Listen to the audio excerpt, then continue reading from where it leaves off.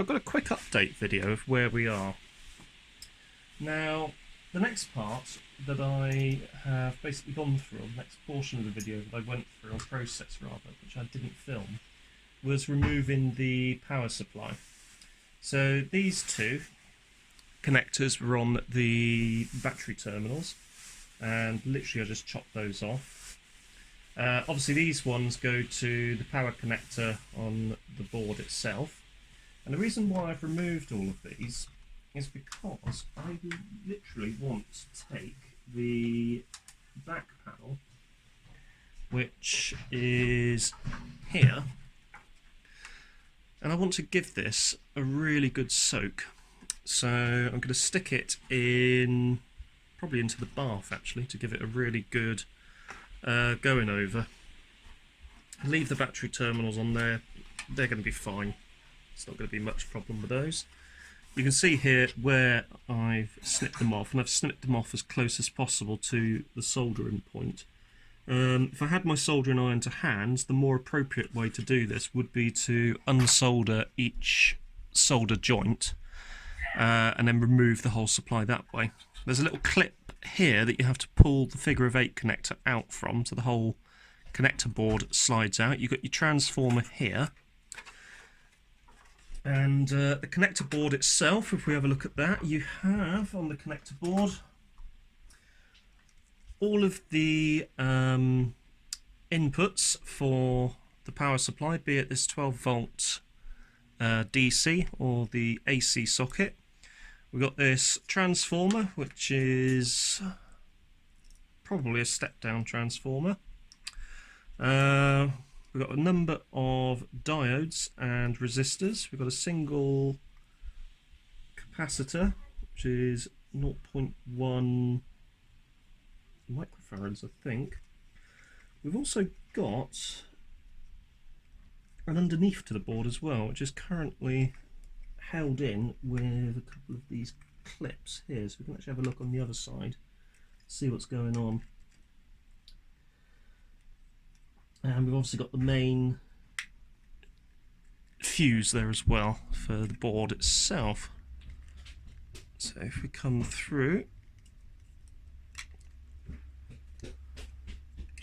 not really much on the other side, just the solder joints for obviously that transformer and all of the other components.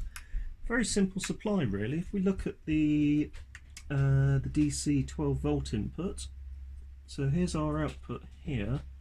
That DC input is going to, one of the terminals is going to the battery, another of the terminals is going to this diode, which takes us onto this rail here, which goes via these diodes and resistors. We have another rail here going to this component, which is the plug socket, and then that goes up to the main output into the machine. The transformer goes, we've got 2 cables going into it, which I would imagine is probably the input. Sorry, 2 cables coming out of it rather, so that's going to be your output, which goes here. We've got all of these input cables here, so there's one coming off the mains, and there's another couple here, which don't seem to be soldered onto anything, so I'm not sure if they're redundant. So we've got mains inputs here, there's a fusible link here, so it looks like the red and the black are the input from the mains. That goes into the transformer. Voltage is stepped down to probably 12 volts, which this unit uses. And then you've got the output on this side, and all of the outputs are run via these battery terminals, this 12 volt input DC, and then output is on these 2 wires here. So it's a very simple circuit, very simple to troubleshoot. If you're not getting 12 volts DC on here, trace your way back, there's going to be a problem further back. You would expect to get 240 coming in, so that's going to be coming in on this, probably this red wire, and you're going to be getting 12 coming out on one of these 2 wires. Relatively simple, quite easy to troubleshoot. And if needs be, you can probably make up another supply, or indeed raid another supply from a different radio cassette, and probably make it work in this. So let's just put this back together. Hopefully I've got that the right way around. Or have I? Hang on a moment. So go in like that. Yes, that's right. In fact, there's only one way you can do it, because that notch in the centre is actually slightly up of the board, or slightly higher up on the board. So let's just see if that's going together. It should be. Need a little bit of persuasion. There's locating lugs on there as well. There's also the mystery of all of this plastic inside the machine, and I've got to be honest, I'm not exactly sure where that's from. So looking inside here, I can't see... Ah, there you go. That's where all the plastic is from. So mystery solved. All of the plastic has come from this aerial. So at some point this aerial has been disturbed quite badly. That's actually ripped all of that off. In fact, that probably happened at the same time that the aerial got ripped to pieces as well. Any interesting date markers inside? Nope. Can't see any, but oh, hang on. It was made on the 12th month of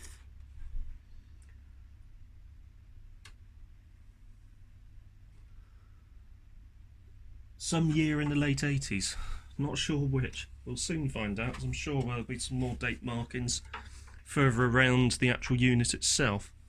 One thing I am going to do whilst we got that board in for a soak, or that back in for a soak rather, is the inside of this doesn't actually look too bad. These belts for the cassette drive on initial inspection actually look okay. They actually look pretty good, so we may get away with just a simple clean-up of the heads. We've got some... Oh, actually, looking at that, that's... Yeah, there's a little bit of slackness in that one, which may cause a bit of woe and flutter on playback. So, seeing as we are this far in, it might be worth doing a strip down and belt replacement anyway. Now, I was hoping that there was a way I could actually remove this entire front speaker grille.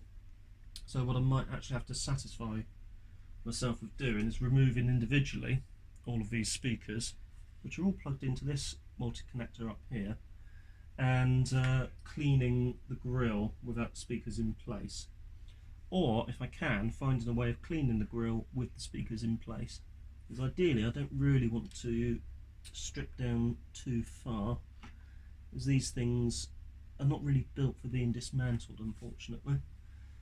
Overall layout of the board itself is pretty nice, to be honest. There's a couple of power output transistors, one here and this one with the heatsink on it, which I think this one is your main amplifier circuit. Power for the machine comes in here. There's another connector here which goes to the motor and also to somewhere else on the tape deck.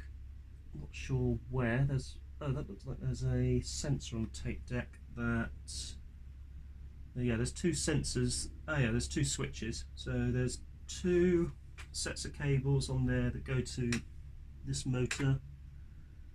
In fact, only to this motor, and then you've got these two sets of switches that go to each tape deck individually. So obviously if you press play, it activates the motor. If you press stop, the motor is turned off.